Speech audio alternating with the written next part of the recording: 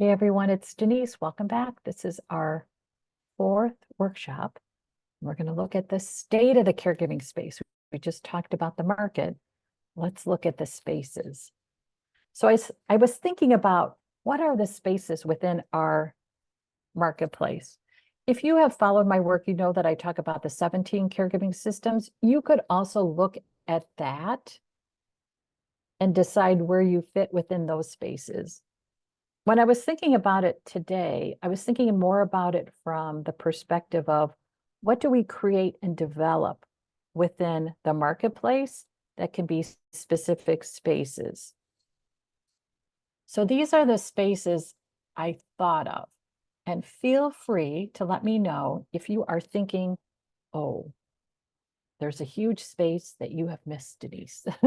So you can share in the chat room if you think I've missed anything. So for instance, the spaces can be communities. So your neighborhood, your online community, your state, your country. There's different communities, your workplace. We are creators within the space. And certainly you can get more specific about what type of creators we are. So it could be that you decide you want to be a podcast creator. So you look to connect to other podcasters.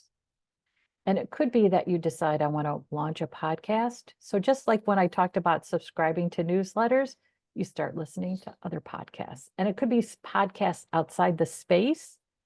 I think sometimes that's helpful. If I spend too much time with information within my space in the marketplace, I get too caught up in how different am I? Am I saying the same thing that everybody else is saying? I get a lot more inspiration if I listen to and interact with content outside the caregiving space. And then I just apply that to the caregiving space. We have researchers in our space, and I would also say that you could be a researcher as well. I started doing research around the family caregiver experience in 1995. You can do simple surveys to capture insights around your niche or your product or your service. So we typically think of researchers as professors in a university system, but you can be a researcher too. And I say all the time, I'm not a researcher, but I have a Survey Monkey account. That's all you need. That's all you need. That's all you need. And then we can think about the workplace as a space.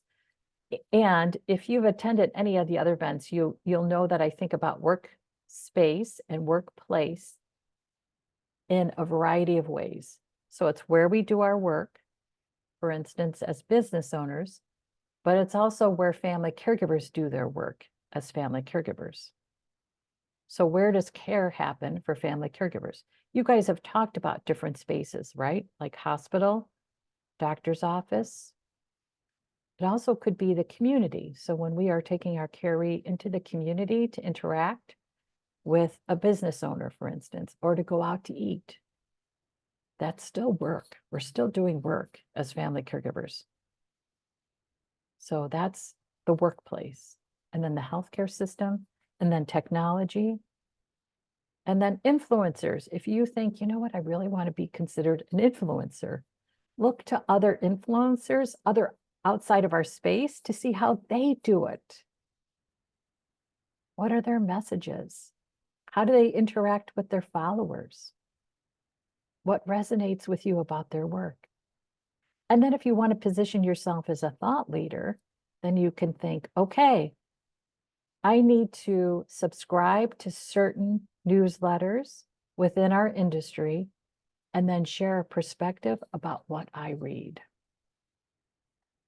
So if you would decide you want to be a thought leader around our experience as family caregivers with home care agencies, you would subscribe to newsletters about the home care space. And that as you read that content, you would reflect and post your insights based on what you just read. And LinkedIn is a great space to do that. Again, so you have a niche, you decide, where can I go to get good content about that niche? And then you share your perspectives on LinkedIn. You could be a consultant or a coach. And then you can think, okay, who are the other consultants and coaches out there in the world who are really successful? What do they do? What do they know? What can I learn from them? And then you might decide, I want to be in the space of being a content provider. This could be where you actually have clients who hire you to write or create or produce. Okay, so for those of you who are joining live, which space do you want to be in? Which spaces do you want to be in?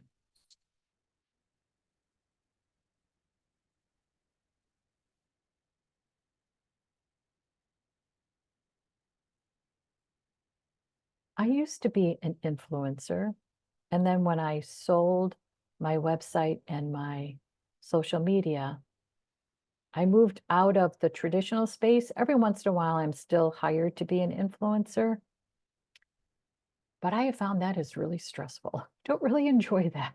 So I don't necessarily miss that. But some really love that.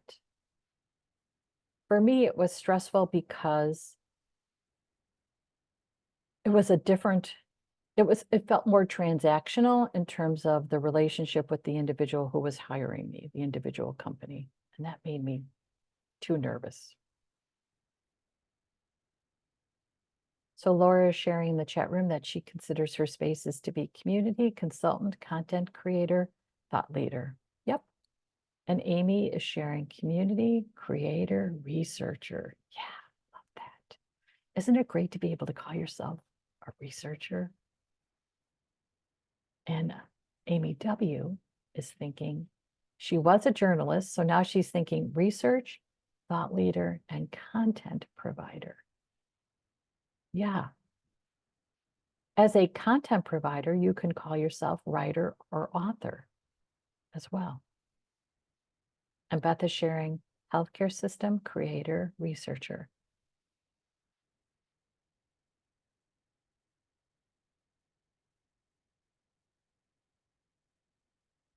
What's great about these spaces is that you can use them in the way that works for you, and you can call yourself whatever it is that feels right for you.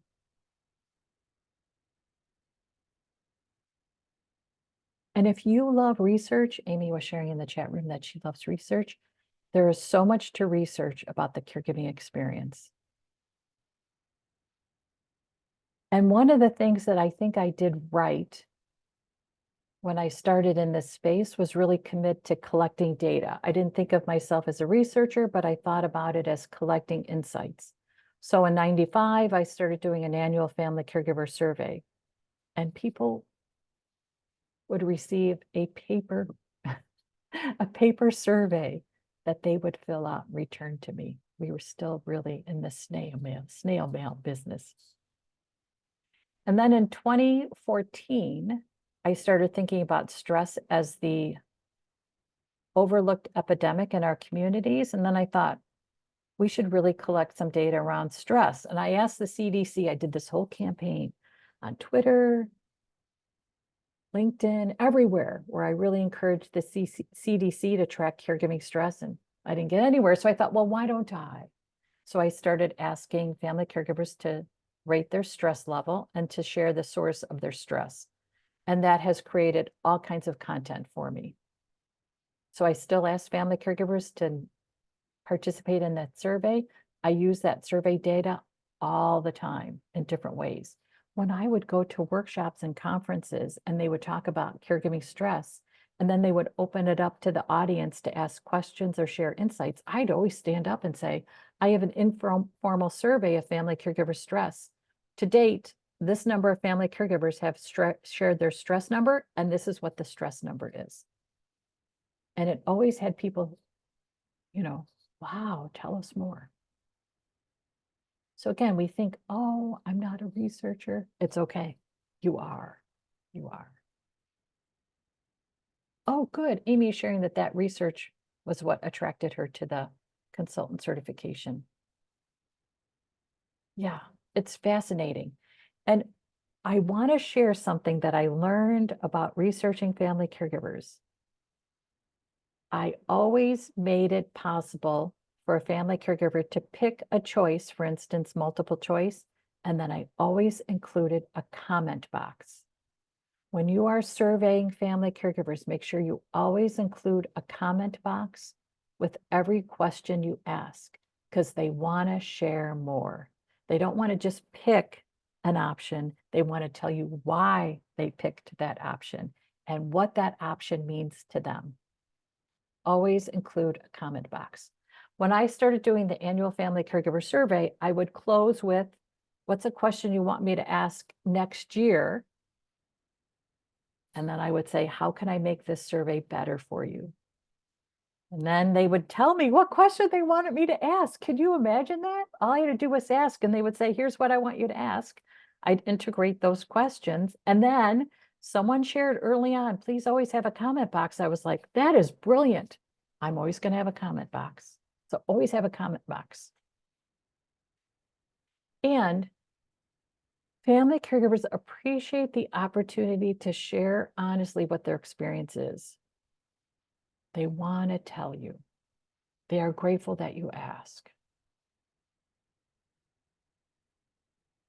Okay, so you've picked your spaces. So what do the spaces need?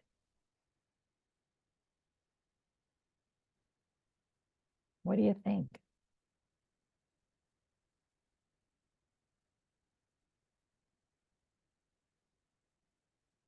And the thought leadership space. What are the thoughts we need? Oh, simplicity. Thank you, Amy. Yes, all these spaces need simplicity. Yes, absolutely. Absolutely. And just to go back to research, you can do some simple research with 5 questions and really gather some helpful data.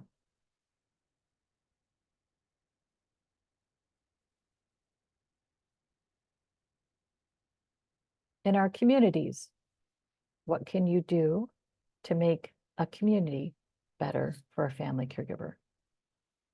And again, thinking about all the different communities, you could think, okay, well, I can impact the online community. So when I started working with family caregivers and launched my business, I was one person. I thought, well, what can I do to leverage myself as one person? And then I heard about this newfangled thing called the internet, and I thought, that's where I go. That's how I leverage my impact.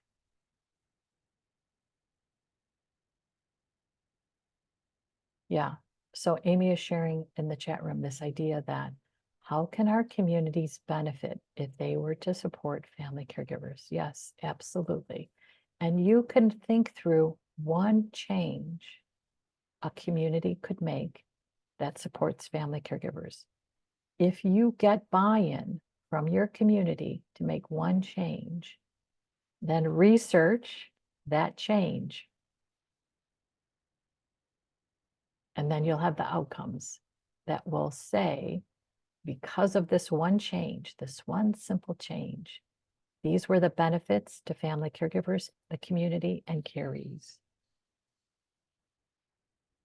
So Beth is sharing in the chat room that the healthcare system, and clarify if I've gotten this wrong, Beth, the healthcare system needs to hear our stories and see our stats because they make decisions without us.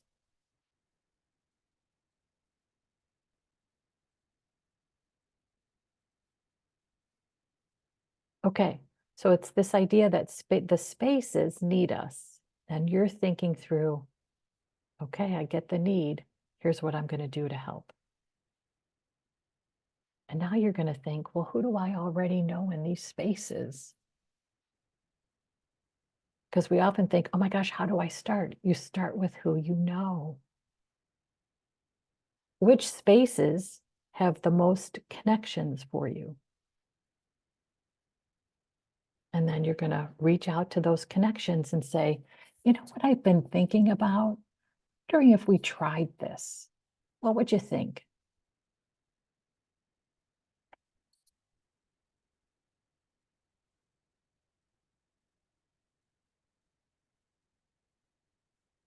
I mentioned earlier that I connected with a nonprofit to submit a grant application. And something that I try to do whenever I go to a conference or an event is connect with people just to understand their strengths and their specific strengths. And then I think about how could we collaborate with those strengths.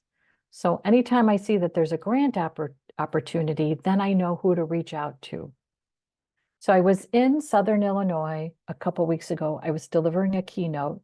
Here's one other thing to keep in mind too. If you're going to go out and start doing workshops, keynotes, breakout sessions at conferences, be the presenter that stays for the whole conference. Don't be the fly in and fly out, okay?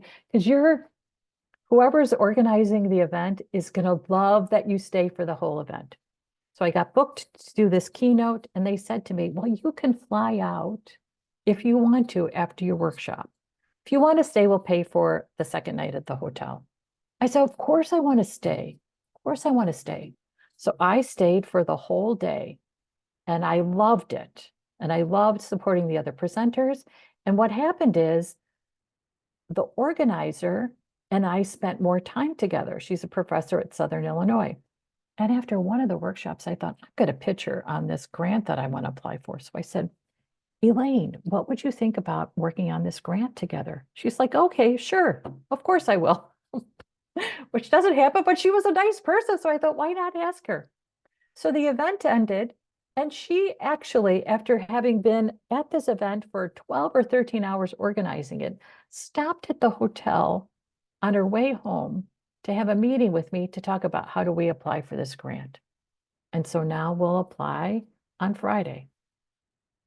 So commit to the events that you are part of and commit to being supportive, engaging, interested, appreciative, because that's going to pay off for you.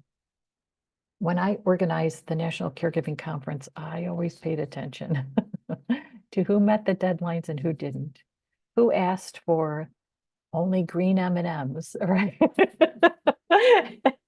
And who actually stayed and supported the fellow speakers. You want to be the one who supports others who are part of the event.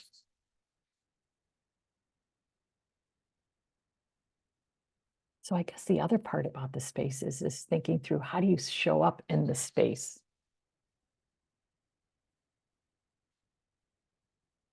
Which is, where do you want to be in that space, right?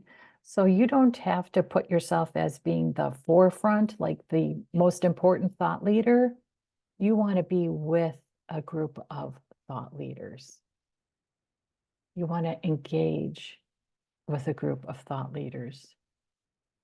You want to support a group of presenters.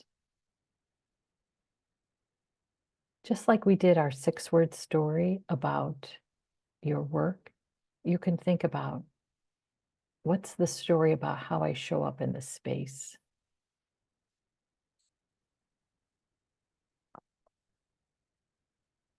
And so you want to show up as a collaborator, someone who's supportive, someone who's innovative, someone who's thinking outside the box, someone who is not overwhelmed by challenges, but instead decides the challenges are the inspiration for us to get better or to think of a better solution. So where do you want to be in that space? How do you want to be in that space?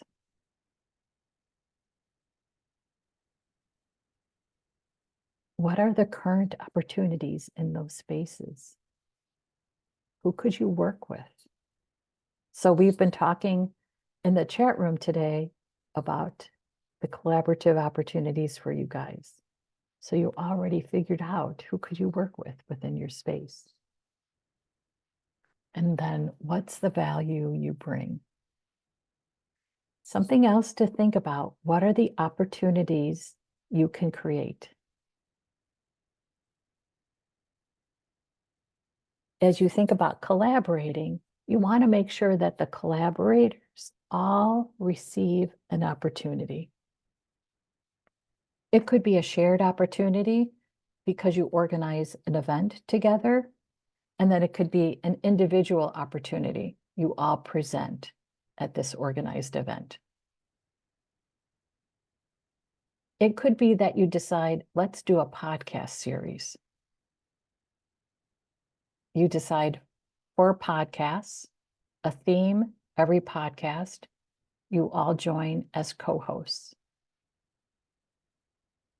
And then you want to make sure that everybody has an opportunity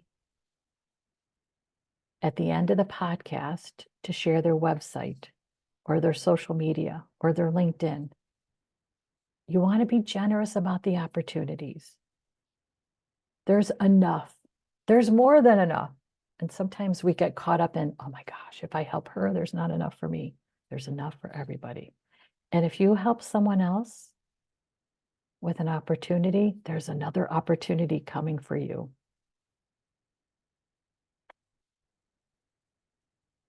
Okay, so I saw you guys writing down some notes about opportunities. Just curious what you're thinking. What sounds possible?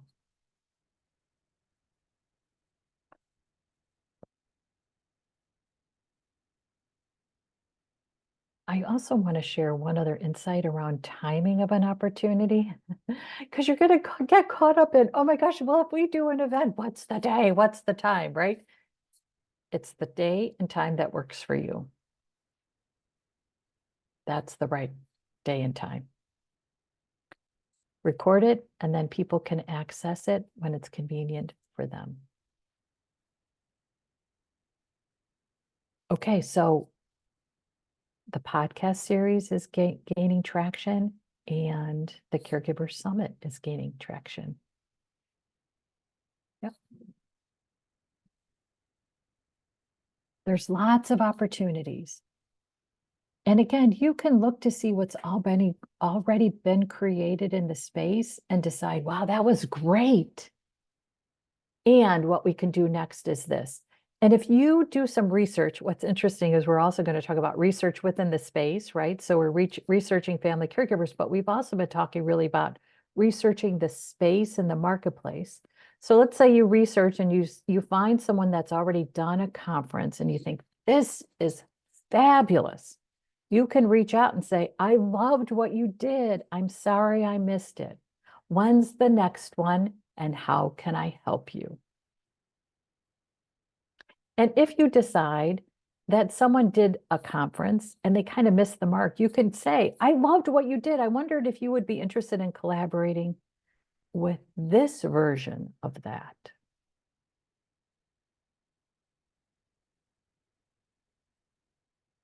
Okay, so Laura is creating resources from experts and service providers. Yeah, and so she's working on ways for people to share micro lessons.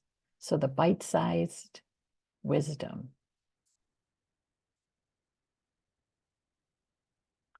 Okay, so how are you going to move forward into a space? And the way you move forward into a space is you decide, I'm a researcher, I'm an author, I'm a thought leader. You pick yourself. Oftentimes we think, well, I have to have someone tell me I'm a thought leader. You decide you're a thought leader. And that's how you move into the space. You say, okay, I'm a podcaster. And then you start podcasting. So move forward into the space by defining yourself as a person in that space, and then connect with others in that space. And if you haven't already, be sure to connect with me on LinkedIn. That's really where I do most of my social media connections. I moved away from Twitter. I never really got into Instagram and TikTok, but I love LinkedIn, so that's where I spend my time. And that's the other thing to keep in mind too. Pick one platform. We're going to talk about this in a little bit. You don't have to do all platforms. You can pick one. And one is enough. One is enough. Okay. We're going to take a break and come back with our last 2 presentations.